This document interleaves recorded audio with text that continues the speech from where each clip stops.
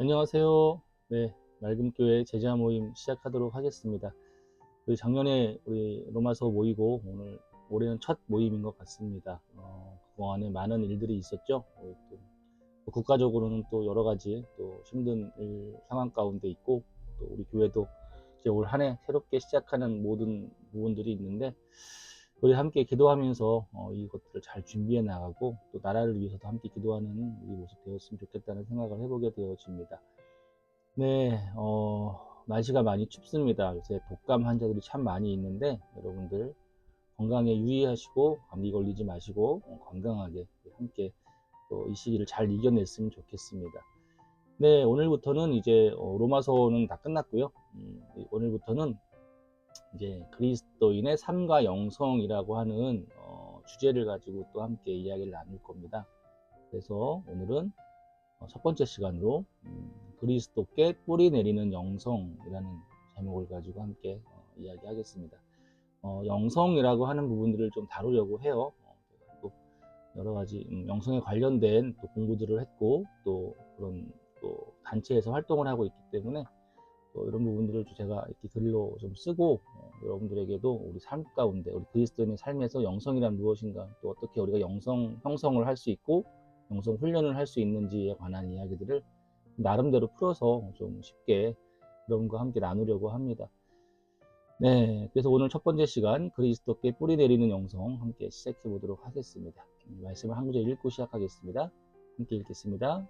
골로새서 2장 6절에서 7절 말씀이에요. 읽겠습니다. 그러므로 너희가 그리스도 예수를 주로 받았으니 그 안에서 행하되 그 안에서 뿌리를 박으며 세움을 받아 교훈을 받은 대로 믿음에 굳게 서서 감사함을 넘치게 하라. 아멘. 네, 우리가 어떤 사람에 대해서 이렇게 파악하거나 뭐 어떤 사람을 알아야 할 때 우리는 그 사람의 이제 외모와 집안 환경 그리고 학벌 등 이런 것들이 외부적 요소들이죠. 이런 외부적 요소들을 보기도 하지만 사실 어떤 사람을 파악함에 있어서 그 사람을 알아감에 있어서 더 중요하게 봐야 될 것은 이것들이죠. 그 사람 속에 있는 성품이나 가치관, 뭐 습관, 마음가짐 같은 것들이 더 중요할 것입니다. 우리가 심리학에서 사람을 이야기할 때 이제 보통은 이제 기질과 성격 두 가지로 나누어서 설명을 하곤 합니다. 기질이라고 하는 것은 보통 우리가 태어날 때부터 가지고 태어나는 것으로 좀 유전적으로 이제 부모님한테 받은 거라고도 이야기를 하고요. 그래서 잘 변하지 않는 것이라고 알려져 있어요. 예, 잘 변하지 않는 것. 하지만 성격은요, 형성되는 거라고 좀 봅니다. 그래서 그 사람의 양육 환경이나 뭐 살아오면서 겪는 대인 관계, 뭐 여러 가지 상황에 따라서 개발하고 변화될 수도 있는 것이라고 봅니다. 그래서 우리가 성격을 어떻게 형성하느냐에 따라서 그 사람의 기질적인 장점이나 단점을 보완하고 혹은 발현시키는 삶을 살 수 있다는 것이죠. 여기 나와 있죠. 성격을 어떻게 형성하느냐에 따라서 자신이 가진 기질의 단점을 보완하고 기질의 장점을 발현하는 삶을 살 수 있는 거예요. 이처럼 사람은 올바른 성격 형성을 통해서 자신이 가진 기질의 장점을 이렇게 발현시키는 그런 조화를 스스로 만들어가면서 그렇게 자신을 심리적으로 건강하도록 하게 유지할 수 있습니다. 그런데 사람에게 있어서 특별히 우리 그리스도인들에게 있어서요, 이런 심리적인 안정감보다 더 중요한 것이 있습니다. 그것이 뭐냐면 바로 영성이라고 하는 것입니다. 사람이 가지고 있는 어떤 기질적인 특성들의 장점을 위해서 장점을 발현시키면서 살아가는데 이 성격 형성이 중요한 것처럼 우리 그리스도인들의 신앙에서 정말 우리가 올바른 그리스도인 또 하나님 앞에 정말 온전한 그리스도인으로 살아가기 위해서는요, 바로 우리 안에 이 영성 형성이라는 것이 굉장히 중요하다는 거예요. 제가 이제 청년 시절에 이제 배우자를 위해서 이제 기도하고 또 배우자를 선택함에 있어서 가장 중요하게 여겼던 것이 바로 이런 안정감이었습니다. 이 부분을 굉장히 놓고 기도를 했던 것 같아요. 물론 뭐 외모나 뭐 이런 것들을 보지 않았던 건 아닌데 그래도 가장 중요하게 여겼던 것이 바로 이 안정감이었어요. 여기서 이 안정감이란 뭐냐면 이제 외부적인 요소가 아닌 그 마음의 안정감이에요. 뭐 외부적으로 뭐 돈이 많거나 여러 가지 좋은 학교를 나왔거나 그런 안정감을 이야기하는 것이 아니라 심리적인 안정감이죠. 저는 당시 기도할 때 어떤 환경에서도 흔들리지 않고 마음을 굳게 하면서 지킬 수 있는 그런 여성이면 좋겠다라고 기도를 했던 생각이 납니다. 뭐 날씨에 의해서 뭐 여러 가지 상황에 대해서 뭐 감정이 막 이렇게 뭐랄까 감정이 너무 이렇게 고조가 심하고 그런 사람이 아니라 이렇게 안정감 있게 갈 수 있는 그런 사람이면 좋겠다라고 하는 것이죠. 근데 요즘은 이제 배우자를 선택하면서 이런 심리적이고 내적인 요소들을 보기보다는 사실 외부적인 조건을 좀 많이 보는 모습들을 좀 보게 되어져요. 외모와 학벌, 그리고 재산, 직업 같은 것이 배우자 선택에 있어서 매우 중요한 요소가 되었다라고 하는 것이죠. 그렇죠. 근데 너무 이것만 보는 것 같은 느낌도 있다라고 하는 거예요. 예, 결혼 정보에서 하는 어떤 그런 설문조사 중에서 이제 어떤 배우자를 원하느냐라고 물었을 때 그런 질문들만 봐도요. 이 내적인 모습을 묻는 질문들보다는 외적인 요소를 묻는 말들이 사실 대부분을 차지하는 것을 볼 때, 외모는 어떠냐, 키는 얼마냐, 어디까지 학교를 나왔냐, 가진 재산은 무엇이냐, 부모님은 노후 준비가 돼 있냐, 뭐 이런 것들을 좀 보더라고요. 그런 것들이 대부분을 차지하고 있어요. 그리고 나중에 이제 그래도 이런 사람이면 좋겠다라는 것이 없지는 않은데, 예. 그런 것들을 더 중요하게 여기는 것들을 좀 보게 되어질 때, 요새는 정말 이런 내적인 요소들보다는 그 외적인 어떤 뭐가 갖추어진 모습들을 더 중요하게 여기는 시대구나라는 생각을 좀 해보게 되어집니다. 근데 이것은 그리스도인들에게도 마찬가지인 거예요. 종교적으로 완벽해 보이는 모습만으로 사실은 그 사람의 신앙을 판단할 수는 없어요. 뭐 11조를 잘하고 주일 예배를 잘 드리고 또 뭔가 교회에서 봉사를 하고 또 여러 가지 교회에 관한 전통에 관한 여러 가지 지식들을 알고 있고 뭐 이런 외적인 모습들만 가지고 그 사람의 신앙을 판단할 수는 없다라고 하는 것이죠. 종교적으로 완벽해 보일지라도 그 속 사람의 모습이 좀 아닐 수 있다라고 하는 것입니다. 따라서 하나님 앞에 온전한 그리스도인이라고 하는 건요, 종교적인 완벽함보다 그 속 사람의 모습이 어떤 모습이냐에 따라 사실 많이 결정이 되는 것입니다. 그리고 저는요, 이런 외적인 모습이 아니라 외적인 종교적인 완벽함, 어떤 종교적인 형태, 모습 이런 것들보다는 그 내적인 어떠함, 내적인 그 사람의 모습, 그 모습 자체를 저는 영성이라고 부를 수 있을 것 같다라는 생각을 좀 해보게 되어져요. 그러면 영성이라는 것은 무엇일까? 영성이라는 것이 무엇입니까? 우리는 보통 영적인 일, 뭐 영성 이런 것들을 이제 이야기함에 있어서 좀 신비주의적인 것들을 좀 생각하는 경우들이 있어요. 뭐 예언을 하거나 환상을 보거나 뭐 영적으로 뭐 어떤 말씀을 해석하는 일, 뭐 영사를 한다든지 뭐 그런 것들. 그리고 뭐 영적인 일을 분별해내는 그런 모습들, 악한 영들을 쫓아내는 능력 이런 것들을 생각을 해요. 영적인 일이다. 그리고 이런 일을 잘 행하는 사람들에 대해서 그 사람 참 영성이 깊어라고 이제 판단하는 경우들이 있다라고 하는 것이죠. 이런 것들이 참으로 신비하고 영적인 부분들이긴 합니다. 부분들이라 생각되지만 이 그리스도인의 영성을 사실은 이런 것들로만 설명한다면 참으로 어리석은 일이 아닐까 저는 그렇게 생각을 합니다. 왜냐하면 여러분 때로는 이런 뭐 귀신을 쫓아내고 뭐 막 굉장히 신비한 영적인 뭐 일이라고 생각되어지는 그런 어떤 신비한 일들을 이단 교회들도 하거든요. 그리고 무당들이 더 잘하는 경우들이 있어요. 그래서 미래를 본다거나 뭐 이런 것들. 예. 따라서 이런 것들만을 가지고 영성이라고 그것을 이야기하는 건 너무 이제 잘못된 생각이겠죠. 앞서 이야기했던 것들은 사실 그런 것들 아까 이야기했던 그런 영적인 일들이죠. 그런 것들은 영성이라고 하기보다는 그래서 영적인 현상이라고 해야 하는 것이 맞다라는 생각을 좀 해보게 되어져요. 그래서 아무리 우리가 영적인 일들을 많이 보고 행한다고 할지라도 그것만으로 그 사람이 영성이 깊다고는 할 수 없는 것이죠. 그저 제 생각에는 영적인 그런 현상들에 대한 어떤 은사들을 좀 많이 받은 것이 아닐까 뭐 그런 생각을 해보게 되었죠. 그러면 정말 영성이 깊다. 영성이라는 것은 무엇일까? 영성이 깊다라는 것은 무엇일까라고 했을 때 앞서 잠깐 이야기를 했지만 영성이라는 것은 저는 그렇게 생각합니다. 우리 속사람, 겉사람이 아니라 겉으로 보여지는 모습이 아니라 속에 있는 사람, 우리 속사람의 형상 그 자체이고 또 속사람이 가진 어떤 속성이라고 할 수 있을 것 같아요. 여러분, 우리의 겉모습은 거울을 보면 쉽게 이렇게 알아볼 수 있습니다. 저도 아침에 머리를 감고, 저 어저께 교회에서 잔 거 아시나요? 네, 교회가 추워서 교회 올까봐 제가 교회에서 어저께 잤는데, 그 아침에 일어나갖고 뭐 정말 열악한 상황 가운데 이렇게 세면을 하고 머리를 감았는데, 어쨌든 근데 겉모습은 거울을 보면 쉽게 이렇게 알 수가 있어요. 그렇다면 한번 우리 지금 한번 눈을 감고 한번 상상해 보시면 좋겠습니다. 그럼 상상해 보십시오. 나의 영혼이라고도 부르는, 영성이니까, 예, 여러분, 영성이죠.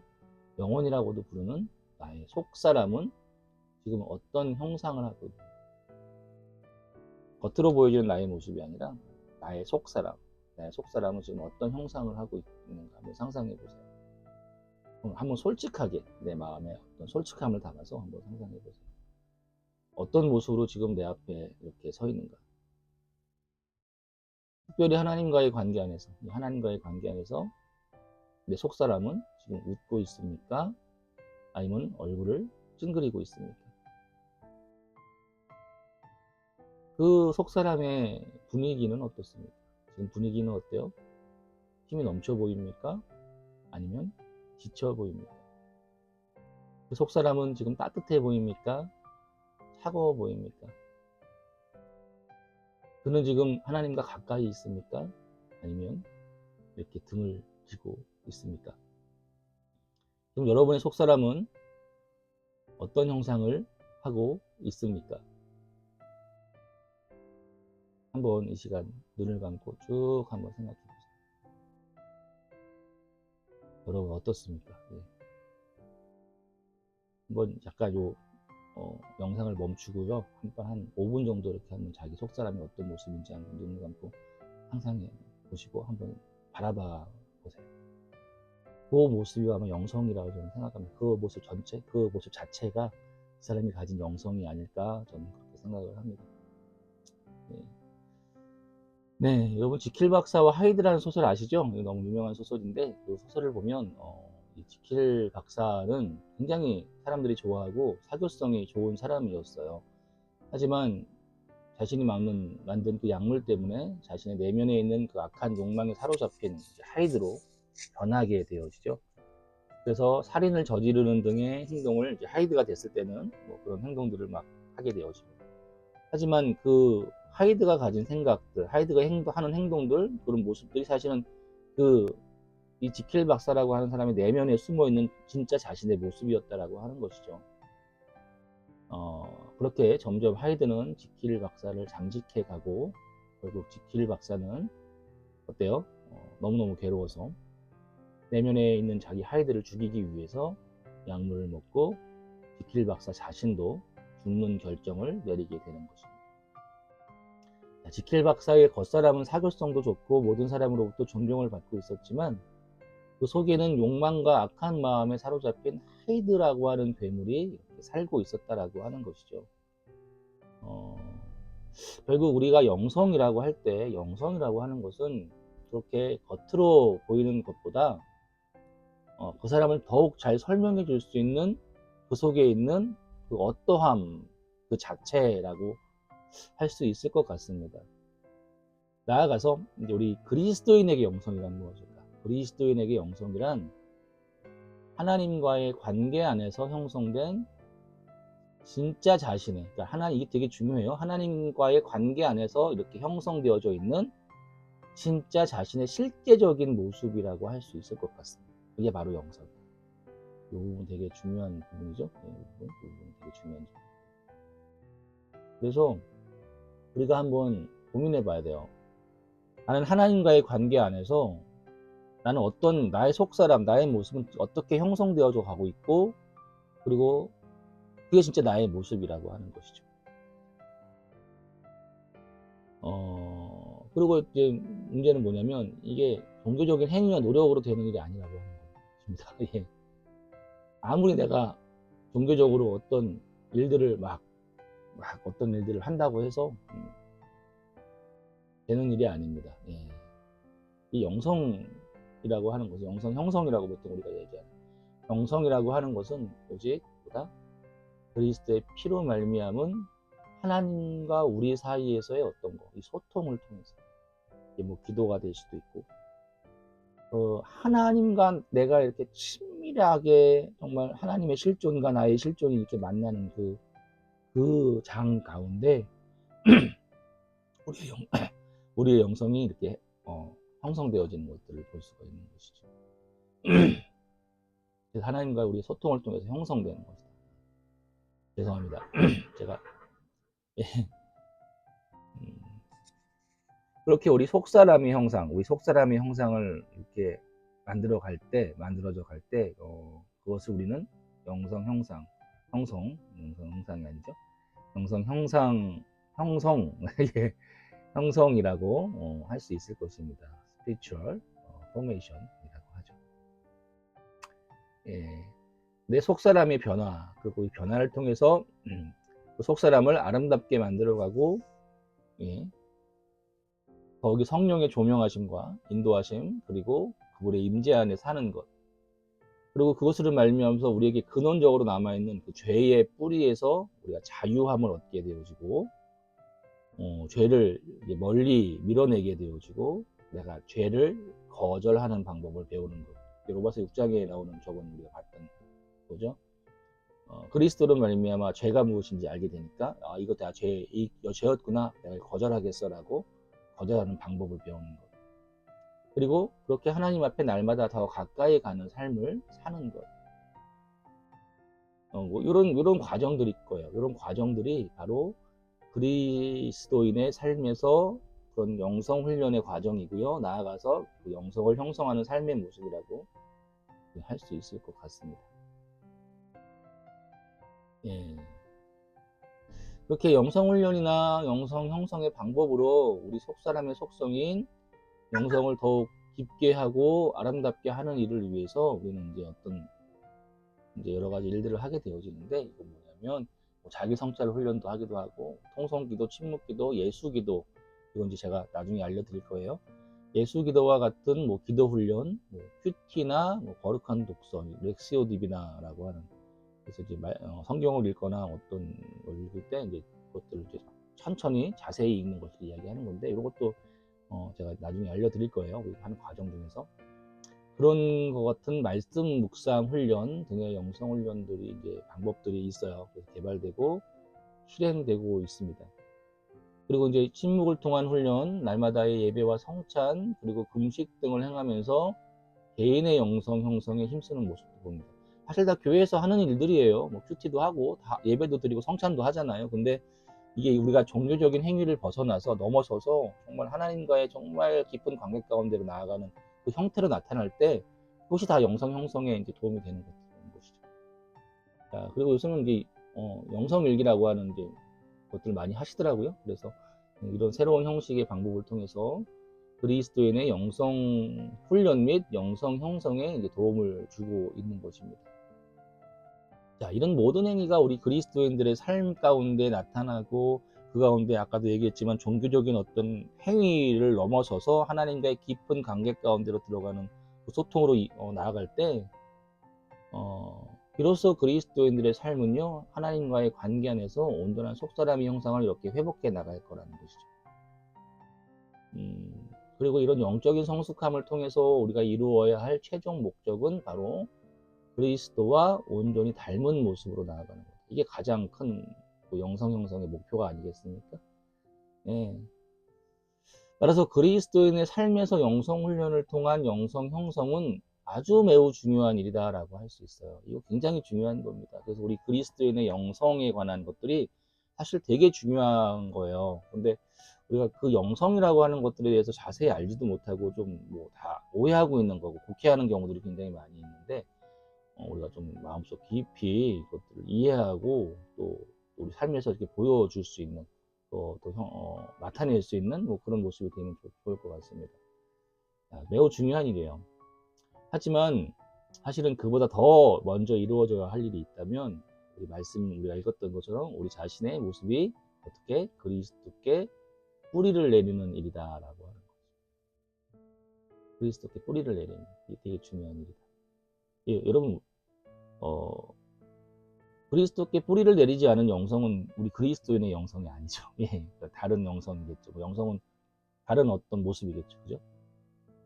그래서 골로새서 2장 6절에서 7절 아까 읽었지만 바울은 우리에게 그리스도께 뿌리를 박으며라고 이렇게 이야기를 합니다. 예, 아까 읽었던 말씀이죠. 그러므로 너희가 그리스도 예수를 주로 받았으니 그 안에서 행하되 그 안에서 뿌리를 박으며 세움을 받고 구원을 받은 대로 믿음의 굳게 서서 감사함을 넘치게 하라. 그래요. 뭐 많은 심리학자들이 그런 이야기들을 합니다. 예, 사람의 어떤 사람의 성격이나 가치관 형성과 변화에 있어서 가장 중요한 것이 뭐냐면 그 사람이 근원적 뿌리인 가정과 부모의 양육 환경이라고 하는 것이죠. 뭐 이게 결정론적인 어떤 입장을 가진 심리학자들이 이제 이야기를 하는 부분이긴 한데 사실 결정론이 아니어도 저는 사실 결정론을 좀 별로 좋아하진 않아요. 근데도 불구하고 이걸 무시할 수는 없어요. 예, 이게 굉장히 중요한 영향을 끼칩니다. 예, 이에 대해서 이제 심리학의 한 분야인 대상관계 이론의 학자들, 정신분석에서 이제 정신분석을 주요 이론을 가지고 이제 바탕으로 하는 대상관계 이론인데, 이거 역시 결정론적인 심리학의 한 분야예요. 근데 이 대상관계 이론의 학자들은요, 36개월 이전의 시기를 굉장히 중요하게 봅니다. 그래서 그때 양육 환경이 한 사람의 심리적인 모습을 결정하는 아주 가장 중요한 시기라고 이렇게 봅니다. 저도 동의하고요. 하지만 저는 약간 반은 한 3분의 1은 동의하고 3분의 1은 동의하지 않는 뭐 그런 게 있는데, 어쨌든 중요한 거는 뭡니까? 근원, 곧 뿌리가 중요하다는 말과 같습니다. 그 사람의 근원이 어디서 시작되었는지가 굉장히 중요하고, 그 근원에 따라서 그 사람의 어떠함이 결정된다라고 하는 것이죠. 자, 그렇다면 우리에게 예수님이 없었을 때 우리 속 사람의 뿌리는 어디에 있었을까? 예, 우리 속 사람의 뿌리, 우리의 근원은 어디였을까라고 이제 한번 고민해 보는 거예요. 그리고 자세히 성경을 읽어보면 바로 아담의 죄로 말미암은 그 원죄가 우리의 근원이었다. 예수님이 없었을 때 우리의 뿌리였습니다. 그리고 그 아담의 원죄, 그 죄 가운데 뿌리내는 영성, 뿌리내는 그 가운데서 영성이 있겠죠. 악한 영들도 영성이 있습니다. 그들의 영성이겠죠. 그죠? 그것에 뿌리내는 영성은 생명이 없어요. 생명이 없을 뿐 아니라 하이드와 같이 우리를 잠식해 가면서 죽음으로 이끄는 것이었어요. 성경이 그렇게 얘기해주고 있지 않습니까? 죄의 삭은 사망이다라고. 그 영성은 죽음으로 이끄는 거였어요. 하지만 예수 그리스도의 십자가는 원죄 가운데 이렇게 뿌리내는 우리를 완전하게 어떻게 했다고요? 뽑아주셨다. 그리고 죽음에서 생명으로 가는 길을 열어주셨다라고. 이게 복음이 아닙니까? 따라서 이제 우리가 죄의 뿌리에서 그리스도께 뿌리를 내는 일이 되게 필요하다. 그래야지 그리스도인의 영성으로 나아갈 수 있는 거예요. 이게 굉장히 중요한 첫 번째 시간이죠. 그래서 이게 굉장히 중요한 어떤 바탕이 되어져 가지고 앞으로 우리가 해 나가야 될 그런 영성의 여러 가지 모습들을 그리스도의 영성에 관한, 그리스도의 삶과 영성에 관한 여러 가지 모습들을 이야기할 건데, 이게 아주 중요한 기초가 되어져야 된다는 거죠. 그리스도께 뿌리를 내리는 일. 그래서 우리의 영성은요, 근본적으로 그리스도께 뿌리를 내리는 영성이어야 합니다. 뭐 악한 영들이 가지고 있는 영성, 무당들이 가지고 있는 그런 영성, 그들에게도 영성은 있어요. 하지만 다른 거죠. 우리의 영성과는 다른 것. 우리는 그리스도께 뿌리를 내리는 영성이어야 한다. 우리 그리스도인들의 영성입니다. 예. 그리고 그 안에서 우리의 속사람은 그리스도의 온전함을 닮아가야 한다라고 합니다. 이것이 바로 하나님과 함께하는 그리스도인의 삶 속에서 영성 형성의 시작이에요. 그리스도인의 삶과 그리고 영성 가운데 나타나는 우리의 영성 형성, 그리고 그 영성 형성을 통해서 우리 속사람의 변화가 이제 시작될 것입니다. 이런 부분들, 요거 이제 제가 대략적으로 이렇게, 오늘은 첫 번째 시간이기 때문에 영성이란 무엇이고, 또 우리가 그리스도인의 영성은 또 어떤 것이고, 그리스도인은 어떻게 우리가 그 영성 형성을 위해서 근원적으로 우리가 해야 될 것이 무엇일까?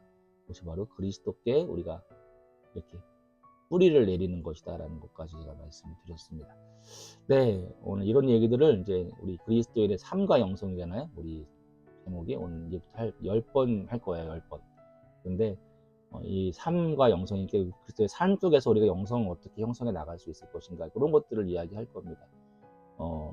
잘 몰라요, 사람들이. 그저 영성 형성이라고 하는 거는 그저 어떤 종교적인 행위, 종교적인 형식 가운데 그리스도께 나아가는 모습이나, 혹은 기도와 뭐 여러 가지, 그것도 되게 중요한 건데, 어떤 우리가 알고 있는 리터지, 뭐 형식이죠. 형식에 의존하는 경우들이 굉장히 많이 있는데, 사실 저는 그런 것도 되게 좋지만, 저는 우리 그리스도의 삶 가운데 어떻게 영성을 형성해 나갈 수 있을 것인가가 되게 또 중요한 부분이라고 생각해요. 삶 속에서 어떻게 우리 영성을 형성해 나갈 수 있을까, 그런 부분들을 좀 이야기할 겁니다. 네, 오늘 여기까지 하겠습니다. 여러분 추운 날씨 건강하시고 주일날 뵙도록 하겠습니다. 감사합니다.